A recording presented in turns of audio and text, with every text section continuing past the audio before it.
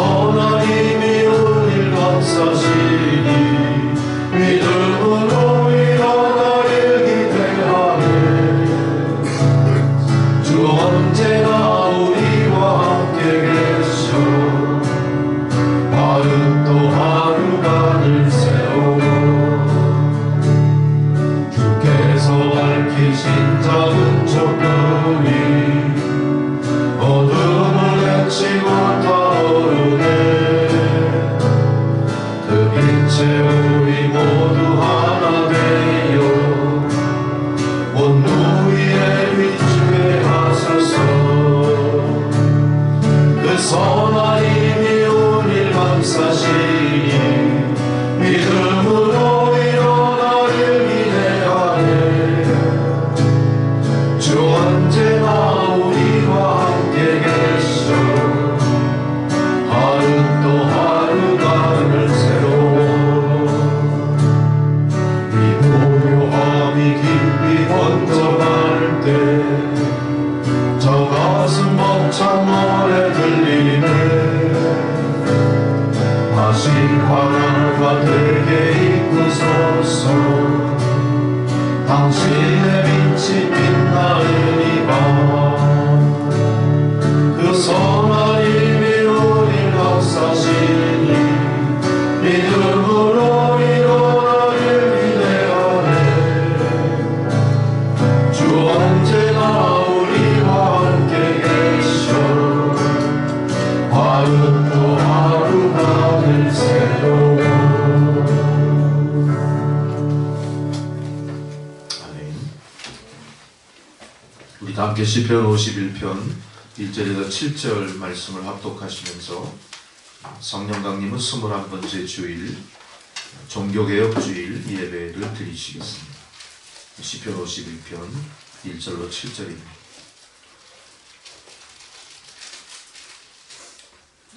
하나님이여 주의 인자를 따라 내게 은혜를 베푸시며 주의 많은 긍휼을 따라 내 죄악을 지워주소서. 나의 죄를 맑게 씻으시며 나의 죄를 깨끗이 제하소서. 무릇 나는 내 죄과를 아우니 내 죄가 항상 내 앞에 있나이다. 내가 주께만 범죄하여 주의 목전에 악을 행하였사오니 주께서 말씀하실 때에 의로우시다 하고 주께서 심판하실 때에 순전하시다 하리이다.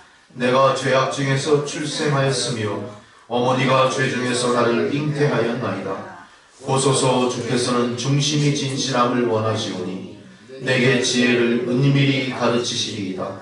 우슬초로 나를 정결하게 하소서. 내가 정하리이다. 나의 죄를 씻어 주소서. 내가 눈보다 희리이다. 아멘. 찬송가 1장 부르시겠습니다.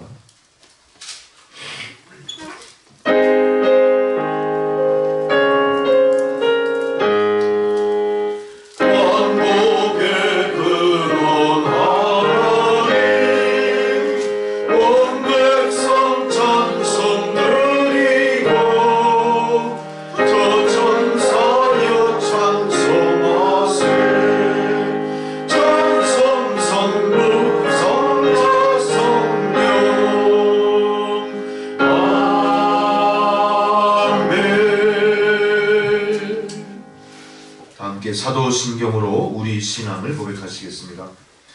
나는 전능하신 아버지 하나님 천지의 창조주를 믿습니다. 나는 그의 유일하신 아들 우리 주 예수 그리스도를 믿습니다. 그는 성령으로 잉태되어 동정녀 마리아에게서 나시고 본디오 빌라도에게 고난을 받아 십자가에 못 박혀 죽으시고 장사된 지 사흘 만에 죽은 자 가운데서 다시 살아나셨으며 하늘에 오르시어 전능하신 아버지 하나님 우편에 앉아 계시다가 거기로부터 산자와 죽은 자를 심판하러 오십니다. 나는 성령을 믿으며 거룩한 공교회와 성도의 교제와 죄를 용서받는 것과 몸의 부활과 영생을 믿습니다. 아멘. 성시교도 교동문 104번 종교개혁주일 말씀 교도하시겠습니다.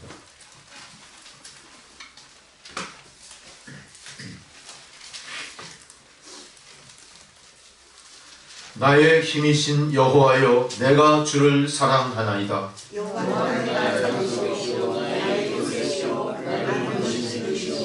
나의 하나님이시요, 내가 그 안에 피할 나의 바위시요, 나의 방패시요. 예수께서 이르시되 오히려 하나님의 말씀을 듣고 지키는 자가 복이 있느니라 하시니라. 이 복음은 모든 믿는 자에게 구원을 주시는 하나님의 능력이 됨이라. 복음에는 하나님의 의가 나타나서 믿음으로 믿음에 이르게 하나니,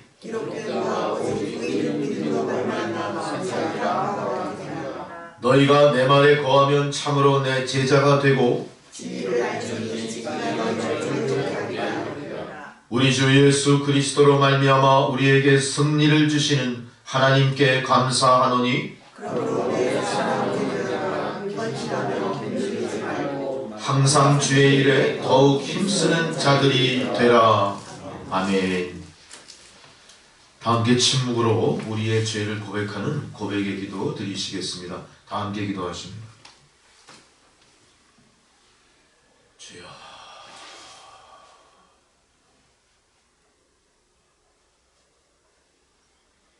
주여 아버지,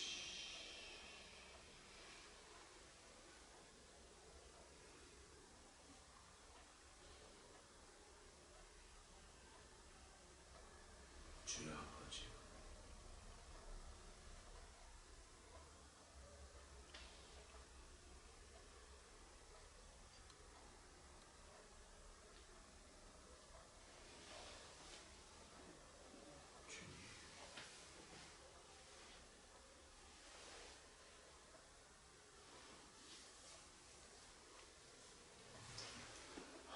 주여 아버지,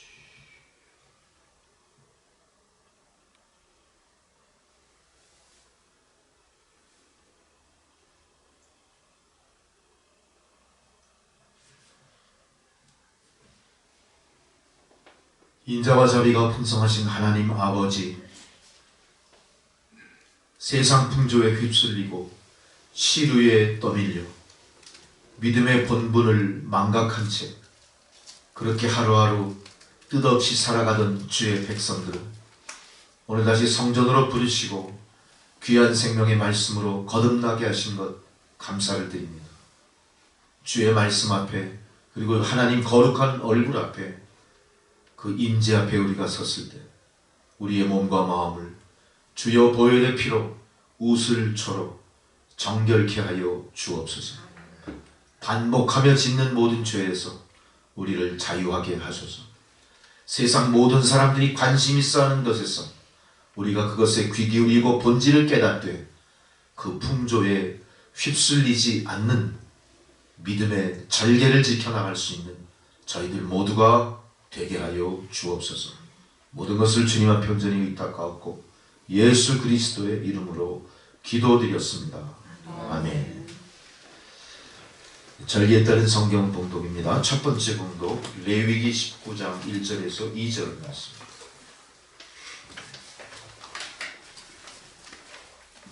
두 부분입니다. 레위기 19장 1, 2절, 15에서 18절. 교독하겠습니다. 여호와께서 모세에게 말씀하여 이르시되,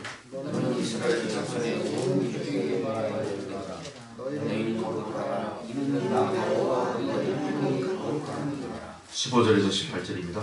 너희는 재판할 때 불의를 행하지 말며 가난한 자의 편을 들지 말며 세력 있는 자라고 두둔하지 말고 공의로 사람을 재판할지며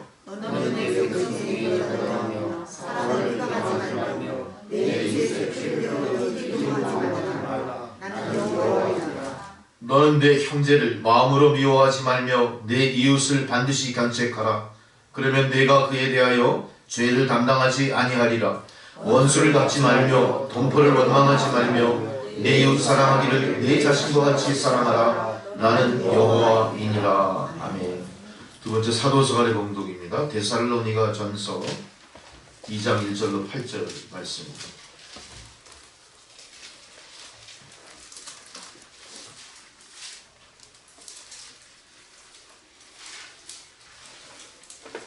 신약성경 329페이지입니다. 제 성경책으로는 329, 330쪽. 데살로니가전서 2장 1절로 8절 말씀 교독하시겠습니다. 형제들아, 우리가 너희 가운데 들어간 것이 헛되지 않은 줄을 너희가 친히 아나니, 너희가 아는 바와 같이 우리가 먼저 빌립보에서 고난과 능력을 당하였으나 우리 하나님을 믿고 만성의 영향의 복을 너희에게 전하였노라. 우리의 권면은 간사함이나 부정에서 난 것이 아니요 속임수로 하는 것도 아니라 오직 하나님께 옳게 여기시고 복음을 위탁받았으니 우리가 원하신 바는 사람을 기쁘게 하려 함이 아니요 오직 이와 약속하신 하나님을 기쁘시게 하려 함이라. 너희도 알거니와 우리가 아무 때에도 아첨하는 말이나 탐심의 탈을 쓰지 아니한 것을 하나님이 증언하시느니라. 또한 우리 너희에게서든지 다른 이에게서든지 사람에게서 영광을 얻지 아니하노라.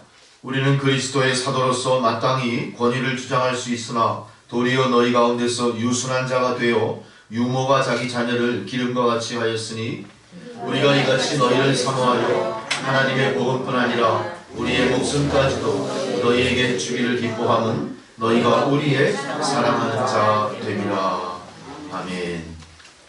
세 번째 복음서의 공독입니다. 마태복음 22장 34절로 46절입니다. 마태복음 22장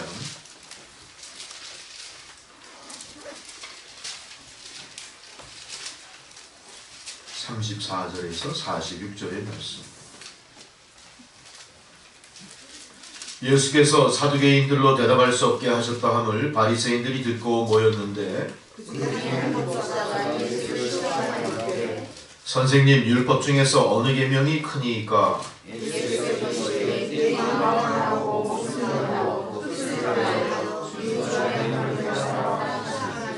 이것이 크고 첫째 되는 계명이요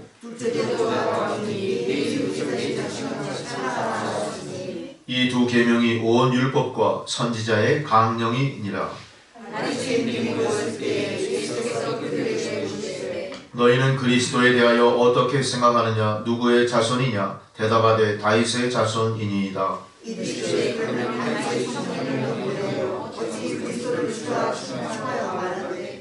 주께서 주께 이르시되 내가 내 원수를 네 발 아래 둘 때까지 내 우편에 앉아 있으라 하셨도다 하였느냐?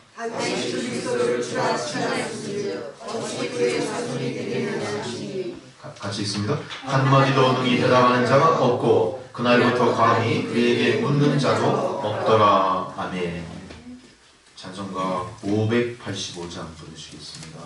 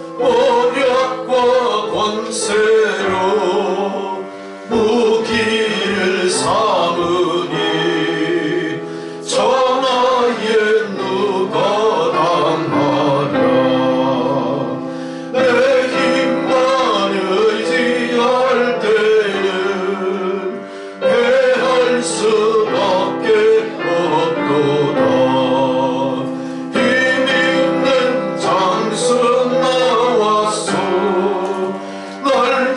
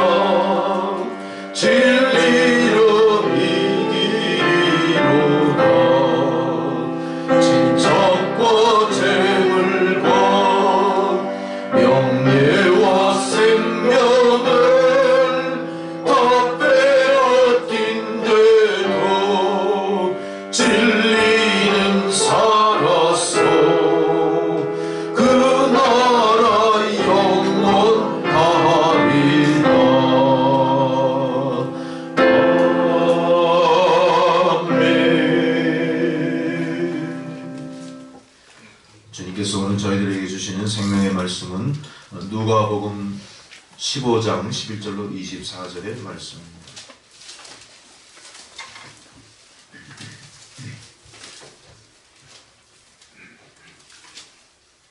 누가복음 15장 11절로 24절 말씀을 봉독해 주실 때 말씀을 경청하시기 바랍니다.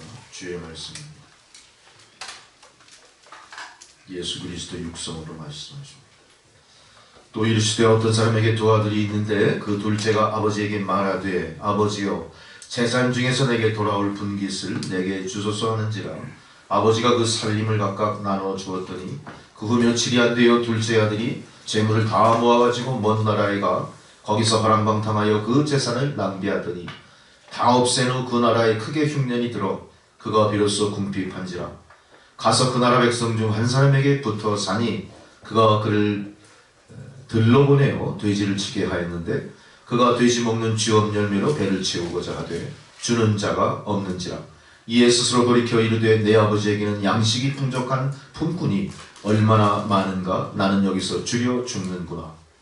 내가 일어나 아버지께 가서 이르기를 아버지 내가 하늘과 아버지께 죄를 지었사오니 지금부터는 아버지의 아들이라 일컬음을 감당하지 못하겠나이다.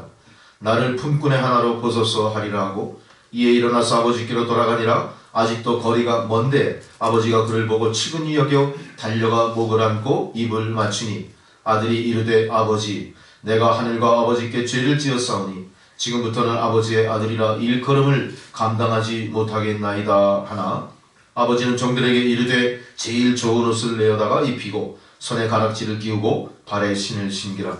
그리고 살찐 송아지를 끌어다가 잡으라. 우리가 먹고 즐기자. 이내 아들은 죽었다가 다시 살아났으며 내가 잃었다가 다시 얻었노라 하니 그들이 즐거워하더라. 아멘. 할렐루야. 우리 다 함께 기도 드리시겠습니다.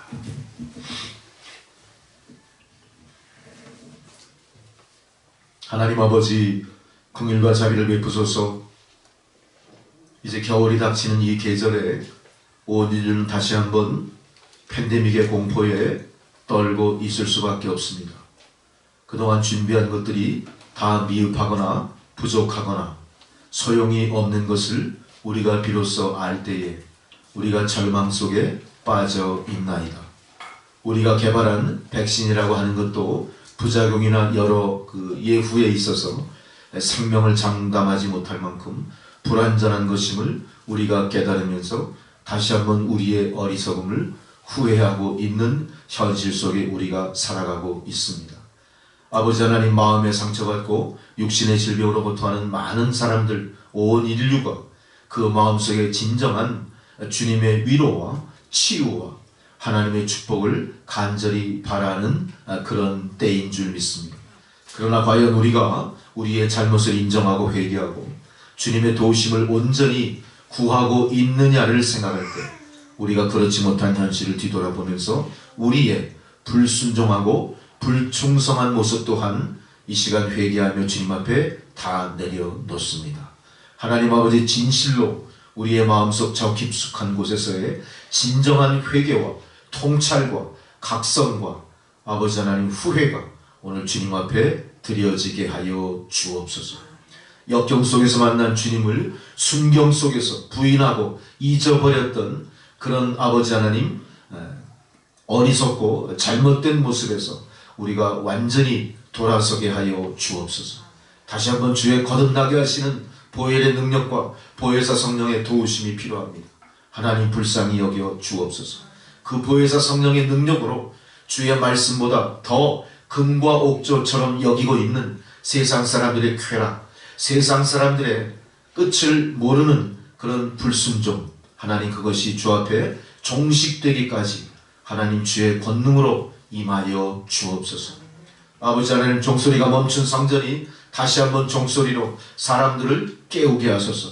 닫혀있던 성전의 문이 활짝 열리고 주의 임재를 온 세상에 공표하게 하여 주옵소서.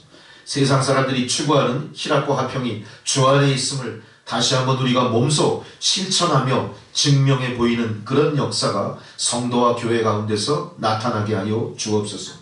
권위도 잃고 능력도 잃고 성령도 사라진 우리의 연약한 모습, 참으로 비참하고 참으로 허탄한 우리의 모습을 우리가 스스로 자각하고 통찰하면서 다시 한번 우리의 연약함을 주님 앞에 아뢰고 주의 도우심을 진실로 간구하는 교회와 성도가 되게 하여 주옵소서.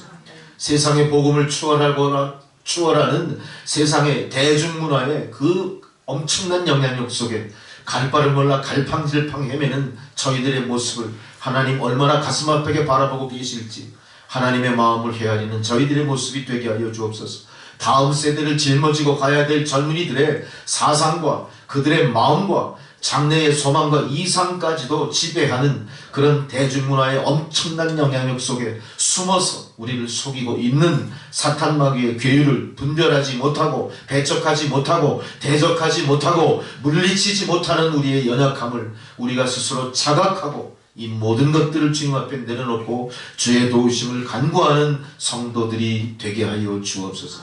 아버지 하나님, 온 인류가 팬데믹의 공포 속에서 이념도 나라와 민족의 의미도 아버지 하나님이 허락하신 이 세상의 그 거대 담론에서 완전히 소외된 채로 하루하루 급급하게 인생을 살아갈 수밖에 없는 그런 모습으로 전락한 우리의 초라한 모습을 하나님 불쌍히 여겨 주시옵소서.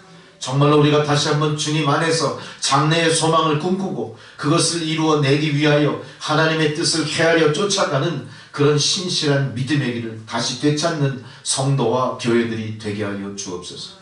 아버지 하나님, 여러가지 세상의 이 혼란 속에서 우리가 무뎌진 우리의 감각, 무엇을 어떻게 우리가 추구하며 나가야 될지 방향을 잃어버린 이 무감각 속에서 우리가 잊고 살고 있는 저 북녘 땅의 동포들을 다시 한번 우리가 마음속에 되새기게 하여 주옵소서.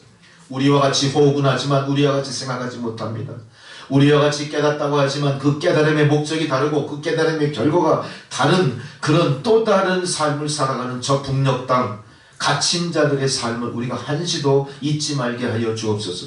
지금 그곳에서는 우리가 알지 못하는 많은 지하교회 교인들이 또한 눈물로 주님의 평화 통일을 염원하며 기도하고 있을 터인데 우리는 저들을 위해서 아무것도 하지 못하고 있었던 믿음 안의 나태함, 믿음 안의 이 모든 부족한 것들 주님 앞에 내려놓고 회개하고 반성하는 저희들 모두가 되게 하소서. 한국교회가 되게 하여 주시옵소서. 위정자들로부터 권력 맡은 자들 통일을 위해서 우리가 무엇을 준비하며 어떻게 실천으로 옮겨야 할지, 과연 그것이 실천으로 실행되고 있는지에 대해서도 우리는 의구심의 눈초리로 바라볼 수밖에 없는 그런 어두운 현실을 살고 있습니다. 과연 통일은 어디쯤에 오고 있는지, 통일을 위해서 우리가 무엇을 해야 될지에 대해서도 우리가 깊이 각성하지 못하는 참으로 어두운 시대를 살고 있습니다. 주여, 우리로 믿음 안에 깨어나게 하소서. 우리가 앞장서 하나님의 평화 통일을 일구어 가게 하여 주옵소서. 그래야 다시 한번 우리 북한 동포들, 특별히 우리 지하교회 교인들도 한마음으로 우리와 영적으로 소통하며 통일을 준비하는 역사가 나타나게 하여 주옵소서. 끊임없는 적그리스도 사탄 마귀의 교육에 앞잡이 노릇을 하는 모든 불의한 세력들이 다 그 본성이 탄로가 되고 저들이 한 길로 왔다 일곱 길로 물러감으로 말미암아 진정한 평화 통일이 이루어지는 그날이 눈앞에 있음을 우리가 믿습니다. 주여 역사하시고 그 통일의 문을 활짝 열어 주옵소서.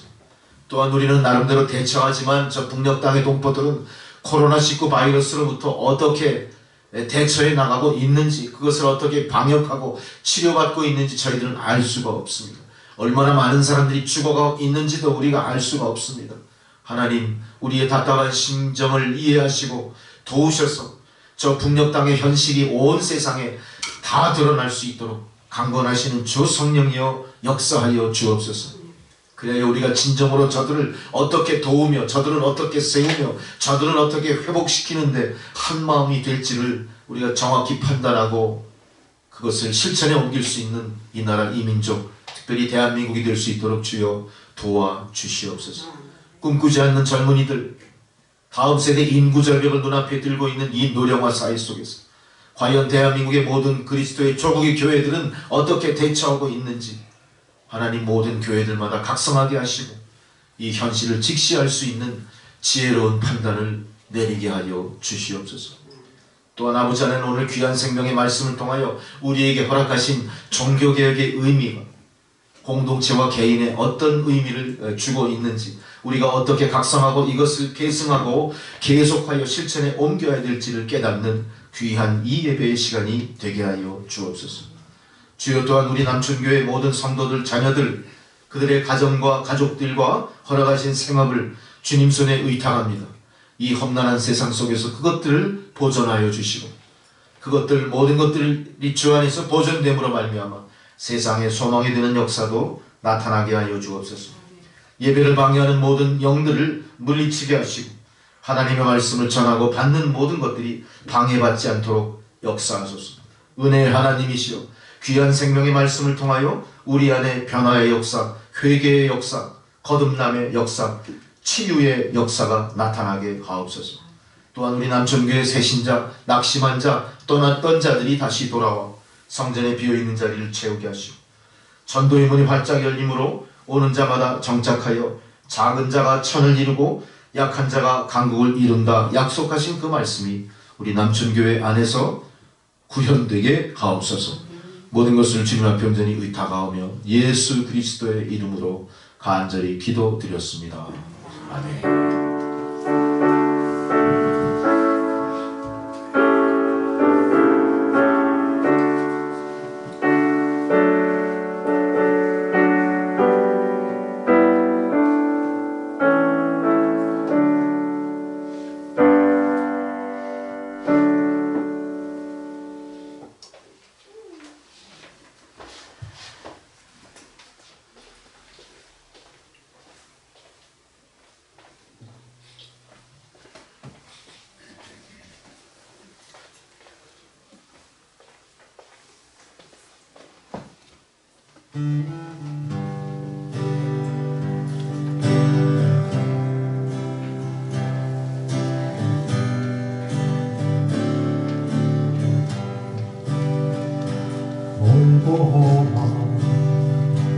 이 세상이 소망 없는 나그네에게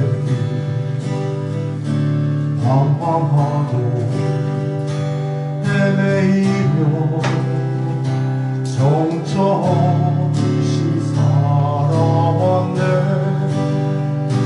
의지할 것 없는 이곳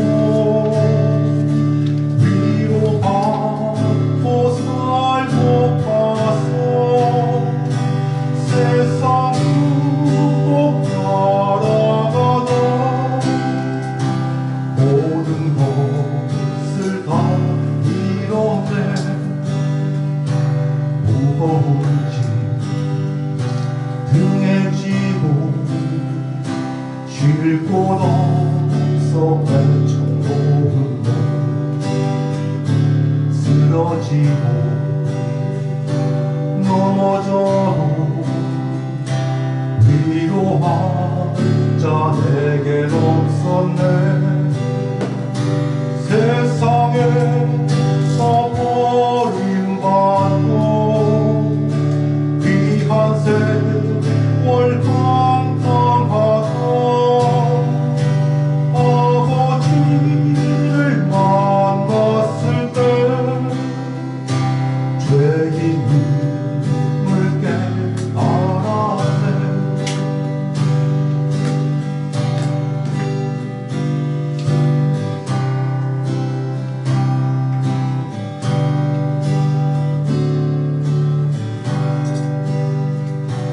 눈물로써 회개하고 아버지의 품에 안기고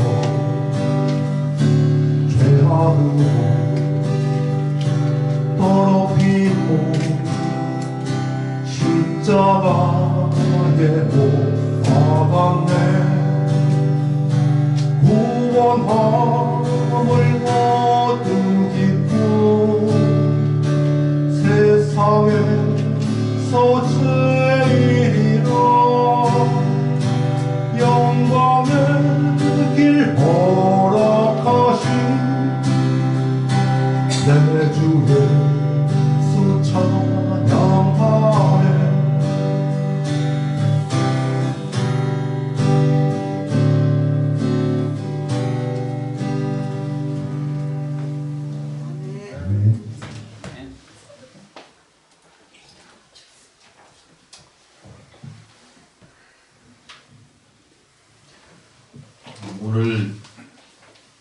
제목을 봐서 여러분 아시겠지만 굉장히 익숙한 거죠. 탕자의 비유를 말씀하시는 건데, 우리가 이렇게 탕자라고 하는 의미에만 익숙해지고 거기에 이렇게 매몰되어 있다 보니까요, 이 말씀이 주는 교훈이 무엇이며 나에게 어떤 메시지를 주고 계신가는 간과하고 넘어가는 경우가 너무 많아요.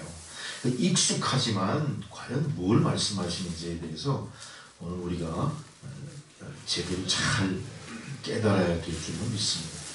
어쩌면 탕자라고 하는 의미는 인간적인 입장에서의 그런 명칭일 거예요. 하지만 진정으로 우리가 탕자라고 하는 것보다는 이게 되찾은 아들을 생각하는, 그러니까 아버지 입장에서의 제목을 우리가 더 합당한 제목이 아닐까 그런 생각을 합니다. 그래서 우리가 탕자라는 의미보다는 아들을 되찾은 아버지의 기쁨, 이런 정도로 우리가 제목에 접근하면서 그 내용에 대한 기대를 가져보시기 바랍니다.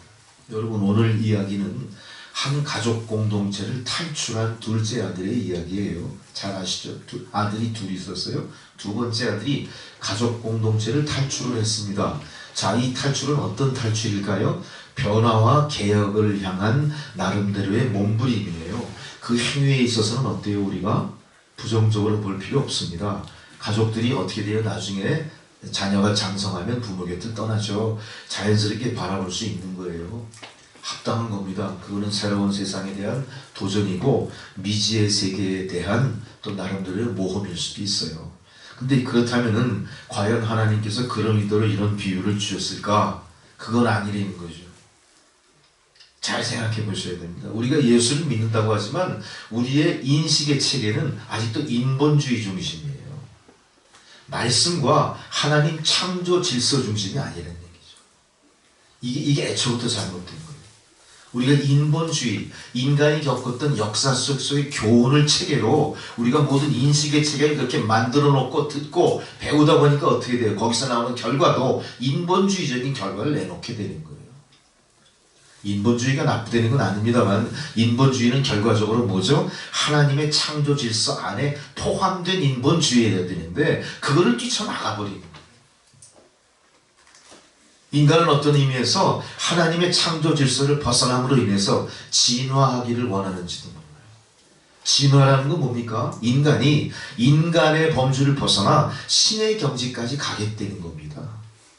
여러분, 우리가 신적인 능력과 권위를 무시하고 진화되면 어떤 일이 벌어지죠? 인간이 돌연변이가 되는 거예요. 인간의 돌연변이가 뭘 만듭니까? 소시오패스를 만듭니다. 이해하시죠? 우리가 그렇게 본다면 지금 우리 앞에 나타나는 사회 병리를 어느 정도 판단할 수 있었을 거예요. 인간이 끊임없이 진화를 요청합니다. 사회의 구조도 진화됩니다. 진화돼야 마땅한 걸로 받아들이죠. 그러나 그것이 하나님 창조 질서 안의 진화가 아니라 뭐가 문제가 있는 거죠? 창조 질서를 무너뜨린, 거기서 벗어난 일탈, 거기서 완전히 벗어난 새로운 세계에 대한 도전을 꿈꾸기 때문에 헛꿈이 되거나 돌연변이가 되거나 부작용을 만들어낸다는 거예요. 얼마나 많은 부작용이 있는지 몰라요. 그 부작용이 지금 우리 세상을 어떻게 만들어요? 팬데믹 사태까지 끌고 오는 겁니다. 인간은 어땠어요? 원래 먹고 마시고 생존하는 모든 법칙이 하나님 창조 법칙과 질서 안에 있었는데 그거를 일탈하듯 그거를 무시해버리니까 무슨 일이 벌어져요? 알지 못하는 질병에 시달리게 돼요. 알지 못하는 어떤 새로운 질병에 어떤 공격을 받게 돼요. 그런 많은 것들이 어디서 태어났냐? 바로 하나님의 질서를 벗어난 거입니다. 그래서 오늘 우리가 이 아들이 부모의 품을 떠난 것에 있어서 일면은 이 사람 참 굉장히 진취적이구나. 이 사람 참 자기 주관이 뚜렷하구나. 그래, 내가 클 만큼 컸으니까 이제 내 길을 가야겠지. 자, 이렇게 바라볼 수도 있겠지만 거기에서 우리가 성경 중심, 말씀 중심, 하나님의 창조 질서 중심으로 본다면 굉장히 잘못된 것을 우리가 알 수가 있어요. 제일 먼저 우리가 지적할 잘못이 뭡니까? 하나님이 만들어 놓으신 가족 공동체에서 이제 둘째 아들이 어떻게 하고 싶은 거죠? 나는 벗어나고 싶습니다. 내 멋대로 한번 살아보고 싶습니다. 이거예요. 그 결과에 대해서 주님이 지금 비유로 우리에게 말씀하는 것입니다. 자, 아버지와 형님과 더불어 살았던 질서 안에서의 공동체는 어땠습니까? 아무 문제 없었어요. 아무 문제 없었어요. 큰 아들도 아버지의 뜻대로 잘 이 공동체를 지금 유지하고 있습니다. 문제는 갑자기 돌발 상황처럼 불거진 둘째 아들의 욕심이 문제였던 거죠. 둘째 아들은 그 가정 공동체, 가족 공동체의 기본 질서 위에 적당히 타협하면서 점진적인 발전, 점진적인 도전, 점진적인 어떤 새로운 일탈을 꿈꾼 게 아니라 파격적인 짓을 한 거예요. 어떻게 한 겁니까? 난 나가겠습니다. 나에게 태워진 몫을 미리 주십시오. 분깃이라고 하죠. 분깃. 하나님께서 나눠주듯이 12지파에게 나눠주듯이 또 아버지가 이미 다 자식들에게 몫을 정해놓은 재산 미리 주십시오. 이건 적어도 이 가족 공동체에 있어서 큰 파문을 일으켰을 거예요. 이전에 이런 일이 없었거든요. 그러니까 아버지가 어떻게 했을까요? 갑자기 쪼크를 먹죠. 야, 이거 내가 이 자식 이렇게 키우지 않았는데 이것 봐라. 이것 봐라. 근데 자식이 이길 부모 있죠? 없어요. 내줘야 돼요. 준 거예요. 그래, 너 한번 해봐. 자, 이걸로 말미암아 이제 이 아버지와 이 둘째 아들과 큰형과의 관계는 어떻게 된 겁니까? 넌 이제 우리와 상관없어. 상관없어. 내 몫까지 다 미리 줘버렸으니까 어디 내 멋대로 한번 살아봐, 이런 겁니다. 이제 한없는 자유가, 무한 자유가 둘째 아들에게 그 몫의 재산과 더불어 어떻게 했죠? 주어진 거예요. 얼마나 신바람 납니까? 나도 그래보고 싶어요. 얼마나 신바람 났겠어요. 야, 이제 됐다. 나는 이제 자유다. 그랬습니까? 그러나 여기서 놀라운 것은 뭡니까? 하나님의 창조 질서라는 것은 그 백성들, 그가 피조한 모든 것과 다 유기적으로 결합되어 있는 질서를 얘기하는 거예요. 인간은 하나님의 뜻대로 독립된 개체로 살아가고 있지만 그들의 의식구조나 그들이 죽어서 다시 주님 품에 안기까지의 모든 과정은 어때요? 하나님의 창조 질서 속에서 이루어지는 거예요. 우리가 세상에 태어났다고 해서 그 부모를 무시하고 나는 내 멋대로 살 거야, 나는 나야, 나는 천상천하 유아 독존이야, 그렇게 살 수 없죠. 마찬가지입니다. 하나님의 피조된 사람들도 어때요? 피조된 모든 삼라만상이 어때요? 하나님의 자연 질서 속에 하나님과 하나 됐다는 통일된 체계 속에 있는 거예요. 인간뿐이 아닙니다. 동식물 모든 거 다 마찬가지입니다. 그 통일된 체계가 하나님이 기뻐하시고 다스리시는 하나님의 세상이 되는 거예요. 유기체라고 하는 건 뭡니까? 서로가 연결되어 있을 때 영향을 받는 거예요. 영양을 공급받고 생명을 공급받고 성장해 나가는 겁니다. 안전하게 보존이 되는 겁니다. 근데 거기서 떨어져 나가면 어떻게 되죠? 유기체는 생명을 잃게 되는 거예요. 주님은 오늘 이 비유를 통해서 이 둘째 아들이 떨어져 나갔음으로 인하여 앞으로 이 아들이 겪게 될 생명 없는 삶, 하나님과 대적하는 삶, 부모가 의도하지 않았던 엉뚱한 인생에 대해서 많이 우려하고 계십니다. 우려하고 계십니다. 사도 바울이 교회를 그리스도의 몸이라고 말했던 것처럼 그 머리에 지체의 관계로서 우리들도, 그리고 우리의 섬기는 남천교회도 항상 유기적으로 영향을 받고 영향을 미치며 존재하고 있다는 사실. 우리가 그런 걸 기초로 봤을 때 오늘 이 둘째 아들의 선언은 어때요? 비극의 시작이라는 거예요. 이 둘째 아들의 독립선언이 비극이라는 거예요. 이건 굉장히 역설적으로 우리에게 많은 것을 이야기하고 있습니다. 자, 이 아들은 일단 아버지 곁을 떠날 때 빈손으로 떠나지 않죠? 가능성을 갖고 떠납니다. 어떤 가능성입니까? 자기 몫으로 준비된 재산을 갖고 떠나요. 재산은 뭐를 의미합니까? 내가 생존할 수 있는 능력을 얘기합니다. 내가 적어도 이걸 미리 받았기 때문에 내가 죽지는 않을 거다, 이렇게 생각했어요. 왜? 그게 웬만한 물질이 아니고 꽤 많았나 봐요. 충분히 먹고 살 만큼 그 아버지가 부자였기 때문에 그 아들의, 둘째 아들의 몫도 상당히 많았을 거예요. 자, 독립을 선언하는 이 아들은 어땠습니까? 푸른 청운의 꿈이 가득 찼습니다. 야, 이제 신났다. 이제 엔조이 하자. 내 멋대로 한번 인생을 살아보자. 그렇게 시작이 됐던 겁니다. 그러나 그 성경은 미리 결말을 우리에게 알려주시죠. 그 결말은 어떻습니까? 본의 아닌 재난으로 말미암아 이 아들은 어떻게 돼요? 빈털터리가 되는 거예요. 여기서 재난을 당했다는 건 참 비극적인 얘기입니다. 재난은 누구 앞에 정해놓고 일어나는 게 아니에요. 인류 모두가 공동으로 겪어야 되는 재난인 거예요. 그 재난을 이겨내기 위해서는 나 하나보다 뭐가 필요하죠? 공동체적인 대처가 필요한 거예요.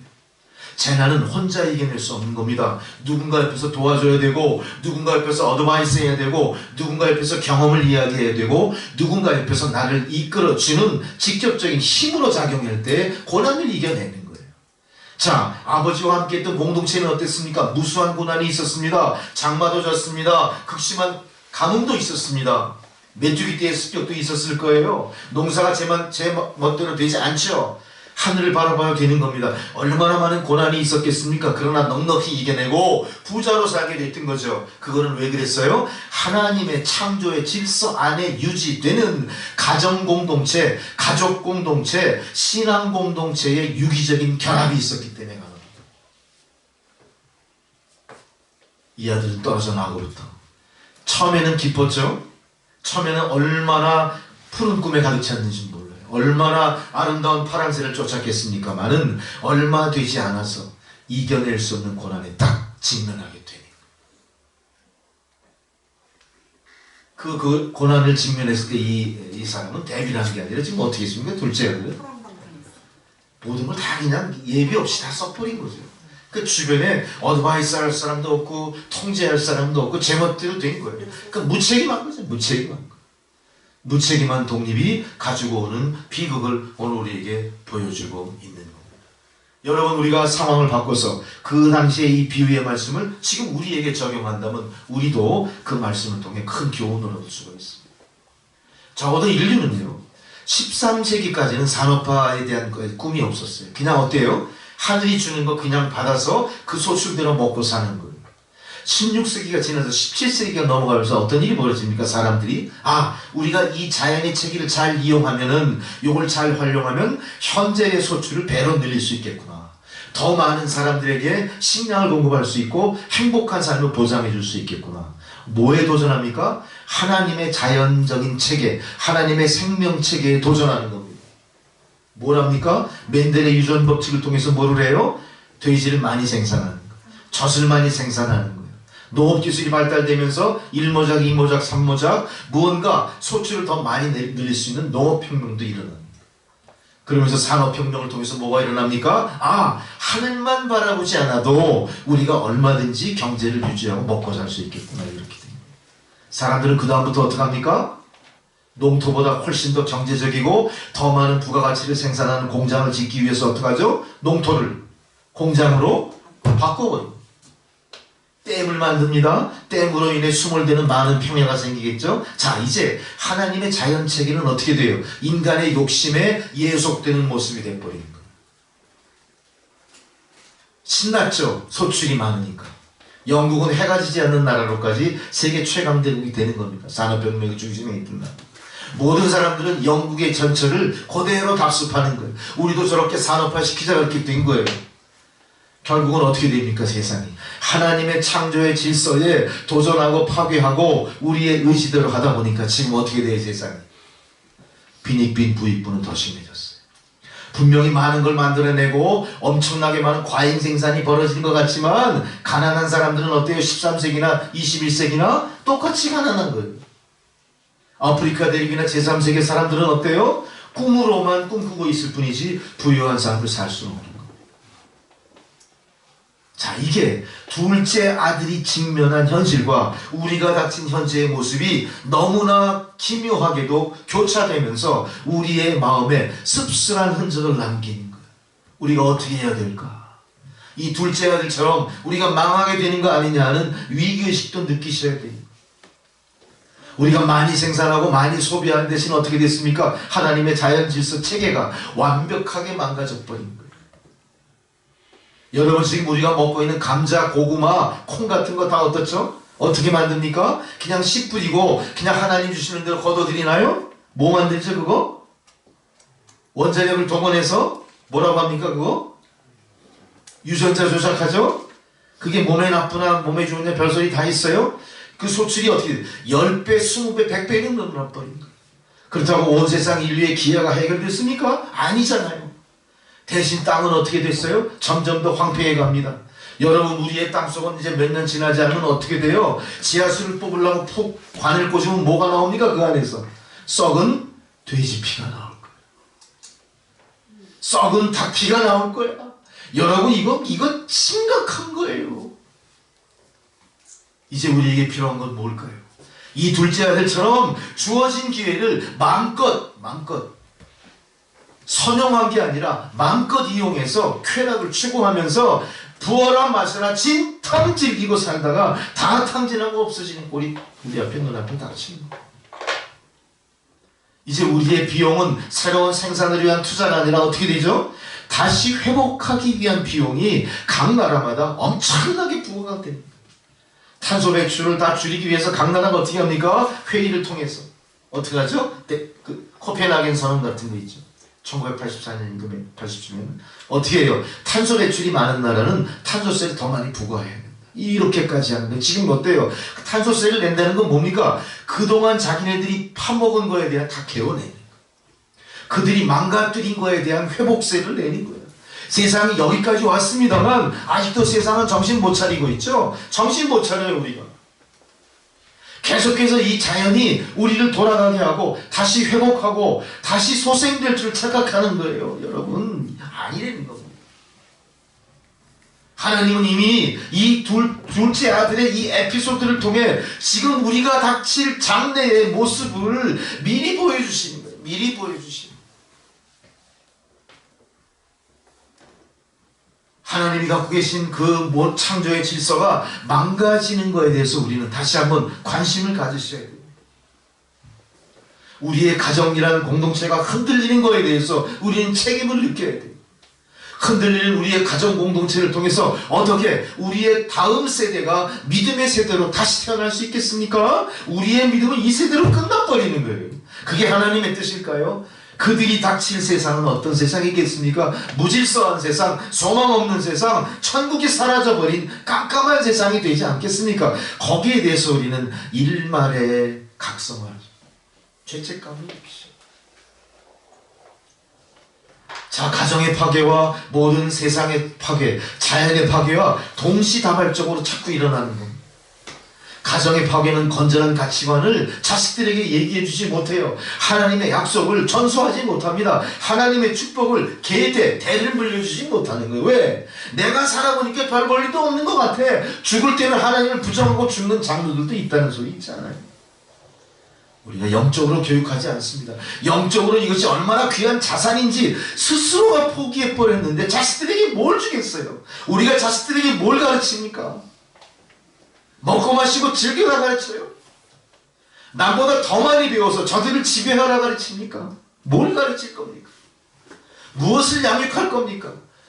어찌할 바 모르고 골방에 들어가 기도만 합니까? 기도가 해결되나요? 기도와 더불어 뭘 해야 될 거예요? 양육하고 교훈하고 우리가 그들에게 모범을 보여야 되는 거예요. 그게 다음 세대를 위해 필요한 겁니다. 우리는 이미 가정을 파괴했어요. 우리는 이미 자연을 파괴해버렸어요. 자연은 우리에게 계속하여 기근과 질병과 어두운 메시지만 계속 줄 뿐입니다. 그러나 오늘 본문에서 보니까 아버지는 어떻게 합니까? 아들이 떠나간다고 할 때 기꺼이 다 내준 아버지가 아들이 눈앞에서 없어질 때까지 기다려요. 제가 내 시야에서 사라질 때까지 아버지는 어때요? 안타까운 마음으로 기다리는 거예요.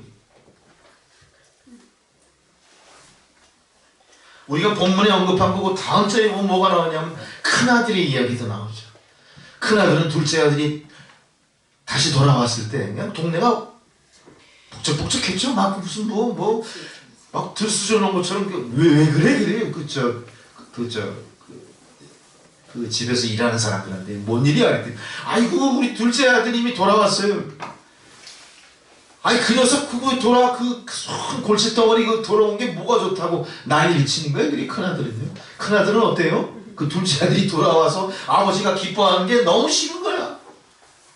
여기서 놀라운 비유가 있는 거예요. 큰아들은요 공동체 안에서 제대로 양육되고 제대로 믿고 뭔가 믿음으로 안주했던 모습이 이게 바리새인입니다. 바리새인, 사두개인, 율법에 충실하게 인생을 살았던 사람들의 모습인 거예요. 그러나 아버지의 관심은 어디에 있어요? 내 품 안에 있는 그 자식보다 나를 배신하고 떠났지만 몰골이 진짜 봐줄 수 없는 몰골로 다시 패망하고 돌아온 아들을 하나님 기다리시고 관심 있어 하시는 거예요. 여러분, 우리의 믿음을 장담하지 마십시오. 난 열심히 믿어. 나는 율법을 하나도 범한 적이 없어. 나는 모든 면에서 모범적이야. 이 사람이 중요한 게 아니라 오히려 세리와 창녀와 죄 지은 자, 그러나 하나님의 긍휼과 자비를 구하면서 그 앞으로와 엎드린 자들을 하나님 기다리십니다. 지금 하나님은 둘째 아들을 찾고 계십니다. 둘째 아들을 찾고 계십니다. 어쩌면 우리가 다시 주의 품에 안기는 둘째 아들의 모습이 돼야 될 거예요. 그런 면에서 우리는 어떻습니까? 믿음이 없다, 능력이 없다, 말씀을 모른다, 나중됐다, 이거에 대해서 자꾸 절망할 필요가 없는 거예요. 우리에게도 소망이 있는 거예요. 우리는 오히려 이런 모습을 통해서 나의 믿음을 뒤돌아보면서 과연 나의 믿음이 둘째 아들처럼 아버지의 감정, 아버지의 가슴을 울릴 만한 존재인가, 이걸 잘 생각해 보셔야 돼요. 여러분, 얼마나 까칠해졌어요? 말씀 앞에 얼마나 까칠해졌습니까? 이미 다 아는 지식 때문에 다 우습게 보죠? 세상 사람들이 우리를 경멸한다고 하는 건 문제입니다만 우리 스스로 우리 안에서 서로를 헐뜯고 비평하고 평가하는 자체도 얼마나 큰 문제인지 모르는 거예요. 하나님의 사랑은 아직도 둘째 아들을 향해 기다리고 계시다. 여러분, 우리의 모든 상황은 이제는 자연을 파괴한 인간, 가정 공동체를 뛰쳐나간 둘째 아들을 통해 자연을 파괴한 인간에 대한 것을 다시 한번 제가 강조하면서 다시 언급하지 않을 수가 없어요. 여러분, 우리의 자연 모든 게 다 온전히 보존되어 있는 것 같죠? 가장 최신, 가장 작금에 일어나는 가장 위기가 뭡니까? 뭐라고 생각하십니까? 후쿠시마 원전에 방사능에 오염된 물을 바다로 흘려보내겠다고 하는 일본의 결정이에요. 어쩌면 결정은 그렇게 한다고 하지만 아직 결정이 안 났다고 하지만 비밀리에 방류하고 있을지도 몰라요. 이거는 유엔뿐이 아니라 전 세계가 하나가 돼가지고 온 5대양 6대주를 지키기 위해서 협약이 있어야 되고 감시가 있어야 되고 통제해야 될 겁니다, 여러분. 상상이 가십니까, 여러분? 상상이 가세요? 누가 옆에서 기형아를 낳고 누가 옆에서 막 이상한 막 암이 갑자기 걸리고 괴질이 막 돌고 이래야 정신 차리십니까? 아니래. 이걸 막을 힘이 아무데도 없어요. 후쿠시마 원전 막을 힘이 아무데도 없습니다. 도대체가 그렇게 청정에너지라고 하는 원자력이 일본 땅에 세워진 것 자체가 저 민족의 뭡니까? 과욕이었던 거예요. 저 사람들은 어때요? 환태평양 그 화산지대에 있는 그 지진대에 있는 나라 아닙니까? 지각 변동이 1년에 몇 번씩 충돌하면서 엄청난 대재앙을 일으키는 나라가 왜 원자력을 하냐 이거예요. 그때 이거 막지 못했죠? 막을 수가 없었을 거예요. 뿐이 아닙니다. 체르노빌 사건, 다 다른 나라 얘기 같죠? 우리나라도 안심할 수는 없을 거예요. 우리나라도 안심할 수는 없을 거예요. 어쨌든 이런 모든 문제에 있어서 우리가 다시 한번 깊이 현실을 통찰해야 될 것이고 그 문제뿐만이 아니라 우리가 자행하고 있는 환경 파괴에 대해서도 우리는 깊이 통찰하셔야 돼요. 자, 원자력만이 청정에너지인가요? 태양열 발전 있죠? 조력 발전 있죠? 다 나름대로의 뭐가 있어요? 환경 파괴의 원인을 제공하는 겁니다. 모든 게 다 그래요.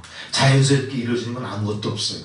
수력 발전도 어때요? 댐을 짓기 위해서 엄청나게 많은 토사가 필요할 것이고 암석이 필요할 것이고 인공구조물을 세워야 되는 거예요. 우리는 자연으로 돌아가 어떻게 해야 됩니까? 가난해져야 돼요. 성경 말씀은 우리에게 항상 얘기합니다. 너희가 나를 믿고 부유해져라가 아니라 너희가 가난해질 줄도 알아야 된다를 가르치는 거예요. 우리가 자식들에게 뭘 가르쳐야 됩니까? 적당히 가난해질 줄 아는 걸 가르쳐야 돼요. 우리가 그런 마음의 기초 위에 인생을 살아간다면 그런 인생만을 쌓아간 우리의 자식들은 가난한 사람들을 사랑할 줄 알 거예요. 가난한 사람들의 그 고통을 이해할 거예요. 긍휼과 측은지심, 자비가 뭔지 알게 될 거예요. 뭘 가르쳐 줄 겁니까? 잘 먹고 잘 살아가 아니라 내가 가난해질 준비를 해라. 인류는 앞으로 가난해집니다. 어쩔 수 없이 가난해집니다. 그러나 가난은 나에게 지워진 짐이 아니에요. 가난은 우리가 살아가는 본래의 모습입니다. 우리가 어떻게 살았어요? 본래 채취하고 수렵하고 살았어요. 하나님이 주신 거 그냥 먹고 살았어요. 그거를 누군가 독점하고 그거를 누가 개발하고 그거를 누가 배가시키려고 잘못하다 보니까 지구촌이 요 모양 요 꼴이 되고 만 겁니다. 엄청나게 많은, 하루에도 우리나라 한반도 전체 면적의 반만한 땅들이 어때요? 다 불타서 개간지로 다 없어져 버려요. 아마존의 지구의 허파라고 하는 아마존이 어떻습니까? 하루에도 한반도 반, 이 남한 땅 전체만한 것들이 사라진다는 얘기예요. 자바 수마트라에 있는 원시인도 어때요? 우리 남한 땅 반만한 게 다 없어져 버린다는 얘기예요. 끔찍한 얘기 아닙니까? 지구온난화는 우리가 보도를 통해 많이 알죠. 여러분이 여행을 좋아하시는 분들이라면 남극, 북극 한번 가보세요. 어떤 꼴인가. 남극이 지금 어떤 모습이 됐습니까? 남극은 대륙 위에 얼음층이 덮여 있는 거죠. 곳곳에 대륙이 그 속살을 드러내고 있다는 거예요. 이 재앙이 어떻게 우리에게 덮칠지는 아무도 예측하지 못해요. 해수면이 어떻게 올라가는지에 대해서 과학적인 데이터가 있긴 하지만 그것과 우리의 삶은 아직은 어때요? 상관없다 생각하죠? 그렇지 않습니다. 그렇지 않습니다. 우리는 가족 공동체가 파괴됨으로 인해 자연까지 파괴되는 그런 계속 연속적인 잘못된 이런 현상에 대해서 깊이 각성하셔야 돼요. 이제 우리는 물 부족과 식량 부족뿐만 아니라 일조량 부족으로 인해 발생할 여러 가지 많은 문제도 생각합니다. 이산화탄소 배출이 높으면 어떻게 돼요? 지구의 오존층 다 구멍 뻥뻥 뚫리고 지구에 조사되는 햇빛의 양이 줄어들 수밖에 없습니다. 그렇다면 지구는 근본적으로 모든 생산 수치가 낮아질 수밖에 없습니다. 그러나 여기에 대처하는 우리들의 모습은 어때요? 아직도 철없는 둘째 아들처럼 우리는 지금 뭘 생각합니까? 일탈을 생각합니다. 새로운 도전을 생각합니다. 물론 좋습니다. 새로운 세계에 대한 뭔가 갈급한 뭐가 있는 것 같아요. 좋아요. 청년들의 꿈일 수 있습니다만 그 모든 것들이 하나님이 우리에게 허락하신 자연의 법칙 안에서의 일탈, 자연의 법칙 안에서의 도전과 변화와 개혁이래야 된다는 거죠. 이제 더 이상 우리 인류는요, 뭔가 강요당한 변화를 우리가 당해서는 안 돼요. 하나님이 주어주신 천부의 인권 속에 내 환경 속에서 내 스스로 터득하고 내 스스로 깨달은 바 속에서의 개혁과 변화를 시도할 줄 알아야 됩니다. 우리는 하나님의 근본적인 천지 창조의 법칙까지 무시하면서 엉뚱한 짓을 하고 있는 거예요. 여기에 대한 부작용은 인류 전체의 재앙으로 분명히 나타날 것이고 지금도 나타나고 있습니다. 우리는 다음 세대 젊은들을 향해 뭘 교훈하십니까? 무엇이 가치 있는 인생이라고 얘기할 수 있습니까? 적어도 60, 70년대만 해도 대표적인 나라 미국 같은 경우는 기독교적인 사상, 기독교적인 가정 교육의 틀이 싹 존재했었어요. 그러나 언제부턴가 존 F 케네디 대통령이 되면서부터 사도신경 학교 그 뒤에 교실 뒤에 이거 다 없애버리죠? 다 없애버려요. 그 다음에 그 모세의 10계명 그런 거 안 합니다. 또 예배 수업 시작 전에 기도하고 시작한 이런 거 다 없애버렸어요. 지금 그 미국 사람들은 뭘 교육합니까? 자녀들에게 뭘 교육할까요? 교육할 게 없어요. 뭘 교육하겠어요? 가정교육은 포기한 겁니다. 그래서 요새 재밌는 얘기가 있어요. 자 보세요. BTS가 자 다시 언급합니다. BTS 다 아시죠? BTS가 지금 빌보드 차트 1등하고 그게 그 다음 주 계속 하다가 2등 떨어졌다가 다시 1등 가요. 그게 유례가 없는 얘기하는 겁니다. 엄청난 거예요. 근데 여기에 대해서 제일 영향을 많이 미치는 게 뭐냐? 미국의 어머니들이에요. 학부모들이에요. 왜 그럴까요? 도대체가 이 방탄소년단의 노래 가사가 주는 영향력이 너무나 선한 영향력이 많다고 느끼는 거예요. 이유가 있어요. 미국의 어떤 저명한 대중문화를 연구하는 한 교수님이 60년 동안 미국의 팝을 통계를 냈어요. 팝송이 갖고 있는 가사를 다 분석해 보니까 그 팝송 가사의 대부분이 어떤 거였을까요? 마약, 염세주의, 섹스, 쾌락, 무정부주의, 무질서한 자유추구, 이게 80%예요. 자, 그들이 이렇게 열광하고 그들이 그렇게 기뻐하고 즐겨하는 노래의 80% 내용 가사가 뭐예요? 다 사탄 마귀의 외침이거든요. 어머니들이 그걸 깨달은 겁니다. 야, 이거 다르네.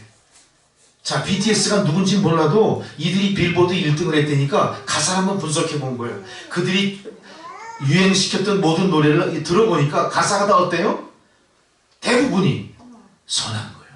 대부분이 기쁨을 주는 거예요. 희망을 주는 거예요. 젊은이들에게 용기를 주는 것들이야. 얼마나 좋은 거예요, 이게. 얼마나 좋은 거예요. 지금 BTS의 그 다이너마이트가 1등이죠? 그 노래가 들릴 때마다 세상 사람들은 어떻게 젊은이들이 엉엉 울어요, 그 앞에서. 같이 춤추면서 엉엉 울어요. 대단하죠? K-pop 대단하죠? BTS 대단하죠? 일본에서 먼저 그걸 경제적으로 분석해 봤대요. 5천억 엔의 효과를 냈대요. 5천억 엔이면 얼마예요? 우리나라 수조 원이에요. BTS라는 그 7명의 청년들이 27부터 23살까지 아이들이 그런 엄청난 파장을 불러일으킨 거예요. 대단하죠? 우리는 그들이 제시하는 메시지를 충분히 공감하고 그거를 막 선양합니까? 놀라지 마십시오. 이들의 가사를 분석해 봤을 때 이들의 가사에 영향을 받았다는 어떤 한 젊은이가 투고를 한 거예요. 방송국에. 나는 BTS 때문에 죽으려고 해다가 마음을 바꿨어요. 내용인즉슨 자기는 동성연애자예요. 자기가 커밍아웃 한 것 때문에 반에서 따돌림 받기 시작해요. 동네에서 따돌림 받아요. 부모조차 내버린 자식 돼버렸어요. 자기 죽는 수밖에 없었대. BTS의 노래를 들어보는데 BTS가 뭐라고 그래요? 너 걱정하지 마. 남자든 여자든 걱정하지 마. 다 하나님의 자녀야, 이렇게. 내 안에 두 가지 본성이 있어? 그것도 하나님 만드신 거야. 이런 스타일이겠죠? 뭐예요? 동성애에 대한 거를 옹호하는 내용들이에요. 자, 어쩔 수 없습니다. 노래도 상업주의니까. 노래에다 이념을 집어넣을 수 없어요. 노래에다가 편향된 사고방식 주입할 수 없어요. 어떤 나라의 국수주의, 민족주의 함부로 넣을 수 없어요. 종교 더더욱이 넣을 수 없습니다. 어떻게 한 거예요? 지금 세상의 갈등 속에 있는 어떤 새로운 어떤 그 이슈가 될 만한 거를 가사에 넣어가지고 어떻게 했어요? 위로했다. 위로받아서 죽으려고 하던 거를 다시 살아나게 됐다. BTS는 나에게 신보다 위대해집니다. 자, 여기서 우리는 뭘 봅니까? 과연 이런 모든 풍조 가운데 우리는 다시 돌아와 맞이해야 될 둘째 아들을 어떻게 대합니까? 그를 어떻게 대할 거예요? 너 웃기는 소리 하지 마. 동성애는 안 되는 거야. 성경에 나와 있잖아. 하나님의 창조 질서를 무너뜨리는 거야. 그게 과감하게 말할 수 있을까요? BTS가 각성해서 그들의 가사에 다시 한번 동성애는 안 된다. 하나님의 창조의 섭리를 쫓아가자. 온 인류요, 온 세상의 젊은이들이요, 정신 차리라. 이런 노래만 내보낼 수 있을까요? 어때? 누가 해야 되는 거예요? 우리가 BTS가 주장하는, BTS가 이끌어가는 대중문화의 하이라이트, 그 속에 숨어 있는 사탄 마귀의 메시지를 우리가 모르고 넘어가면 안 된다는 얘기예요. 우리가 둘째 아들의 이 에피소드를 통해서 탕자에만 집중했던 그런 잘못된 도덕적으로 아주 이건 형편없는 존재에 대한 인식으로만 끝나버렸던 그게 아니라 지금 이 시대 속의 둘째 아들의 모습, 지금도 우리를 기다리시는 하나님 앞에 우리가 어떤 모습으로 각성하고 회복해야 될지를 깊이 통찰할 수 있는 여러분이 되어야 되는 겁니다. 이제 세상이 우리가 추구하는 건 뻔해요. 젊은이들이 요청하는 건 뭡니까? 안정과 기쁨이에요. 그리고 성취예요. 이거는 하나님의 창조 질서 속에 원래 다 있던 거 아닙니까? 마치 없던 것처럼 그렇게 돼버렸어요. 지금 기독교 안에는 안정도 없다, 기쁨도 없다, 소망도 없다, 꿈도 없고 성취도 없거든. 거기서 내가 나와버려야 둘째 아들처럼 내 멋대로 한번 멋지게 살아볼 수 있어. 이 메시지를 자꾸 주는 데 있어서 우리가 뭘 어떻게 해야 될까? 우리는 역으로 아이들에게 그걸 가르쳐야 돼요. 안정과 기쁨, 소망과 꿈은 원래 하나님이 우리에게 주신 거야. 그 본류는 우리 안에 있었던 거야. 잊지 마.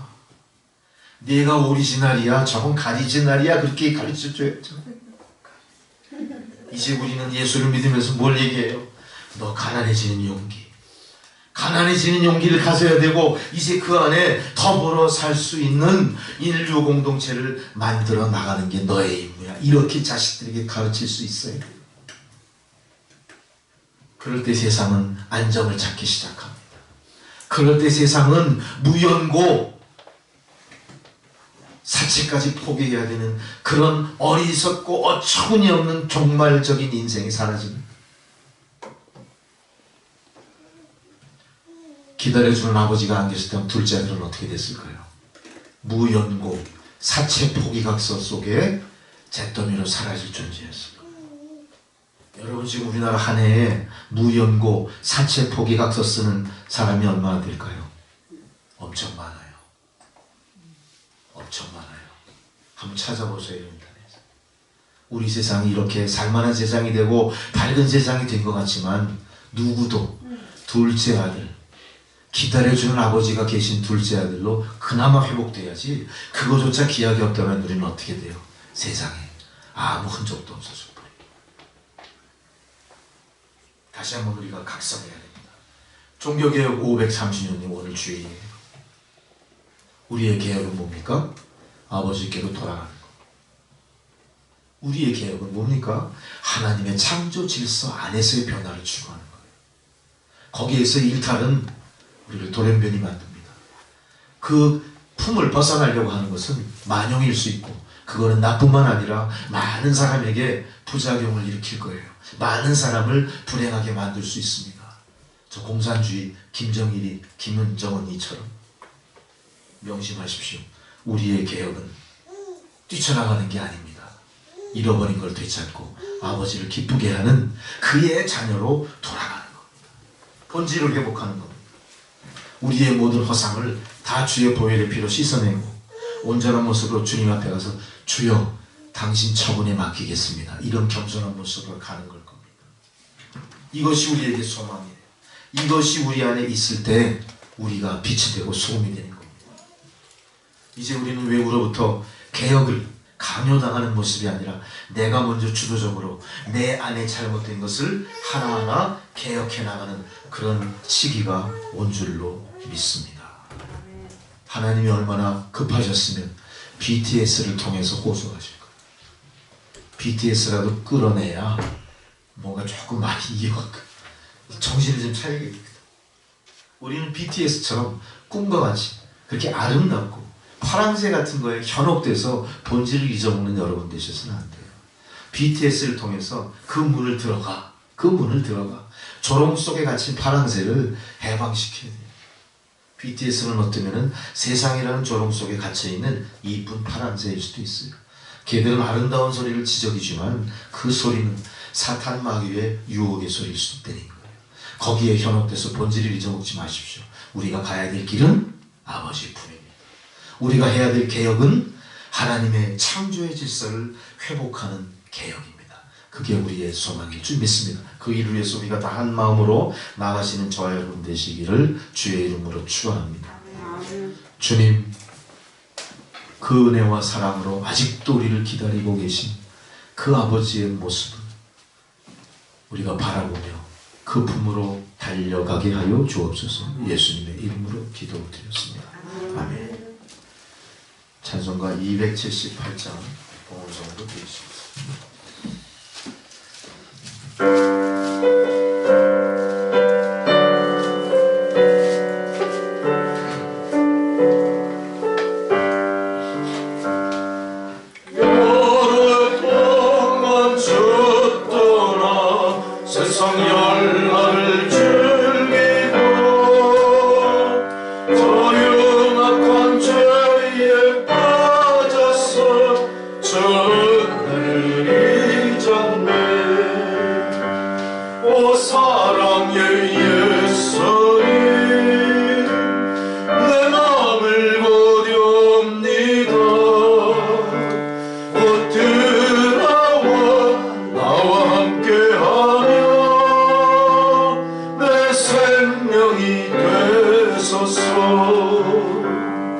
죄악의 죽을 인생을 심히 불쌍히 여기사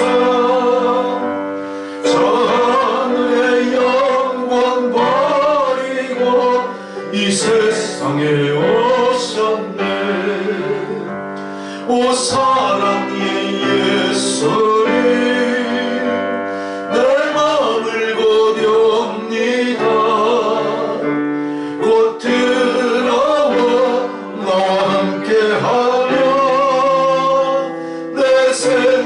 생명이 되소서. 범퍼를 입은 구주는 다시 멸류관 쓰시고 저 십자가 높이 달리사 그 아픔을 참았네. 오 사랑의 예수님, 내 마음을 고디옵니다. 곧 들어와 나와 함께하며 내 생명이 되소서. 미련한 우리 인생은 주의 공로를 모르고 그 쓸쓸한 사막 가운데 늘 헤매고 다녔네. 오 사랑의 예수님, 내 마음을 고디옵니다. 곧 들어와 나와 함께하여 내 생명이 되소서.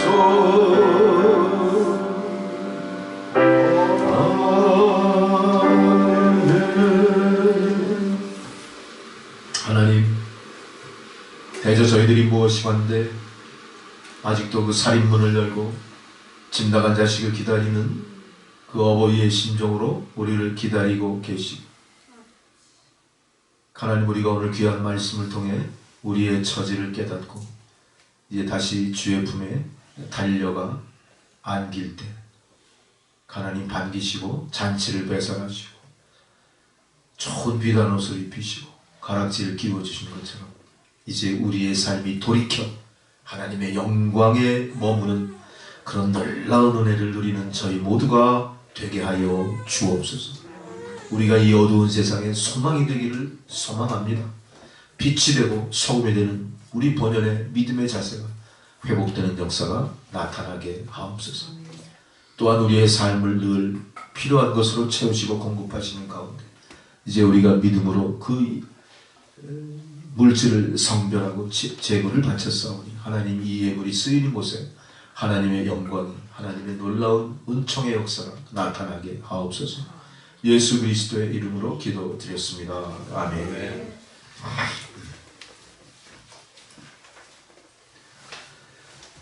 여러분, 우리가 죽을 때까지 공부하는 겁니다. 세상 일도 공부하고 말씀도 공부하고 공부하는데 매진하세요. 그럼 치매가 걸리지 않고요. 그 공부하는 동안 여러분의 그 믿음이 엄청난 하나님의 은혜를 누리게 됩니다. 나도 모르는 사이에 새록새록 은혜가 쌓이거든요. 그렇게 다 될 줄로 믿습니다. 네, 건강 유의하시고요. 다음 주부터는 좋은 소식이 좀 있어서 교회에 나오시기를 주저하시는 분들이 용기를 내서 다 교회에 나오시고, 또 예수 믿지 않는 사람들도 다 교회에 나와서 저 사람들은 뭐하는 사람들이야, 저 사람들 배후에 하나님의 영광이 있다, 이 좋은 평판을 얻는 그런 한 주간 되시기 바랍니다. 축도로서 예배 마칩니다. 이제는 우리 구주 예수 그리스도의 은혜와 하나님 아버지의 사랑과 성령의 교통감화 역사하시는 그 은혜가 오늘 귀한 말씀을 통하여 깨달은 바, 또한 이 어두운 시대를 사는 성도로서의 사명을 마음속에 깊이 되새기며 세상에 나가 절망하는 사람들에게 기쁨과 소망, 하나님의 은혜를 전하는 주의 백성들 머리머리 위에 그들의 가정과 자녀손들과 하시는 모든 일들 가운데, 또한 지금도 코로나19 바이러스와 일선에서 싸우며 방역과 치료에 전념하고 땀 흘리는 모든 의료진들 그 머리 위에, 간호사분들, 또 방역에 힘쓰는 모든 자원봉사자, 관계자들 그 머리 위에, 그리고 남천교회 위에 이제로부터 영원토록 함께 하시기를 간절히 축원하옵나이다. 아멘.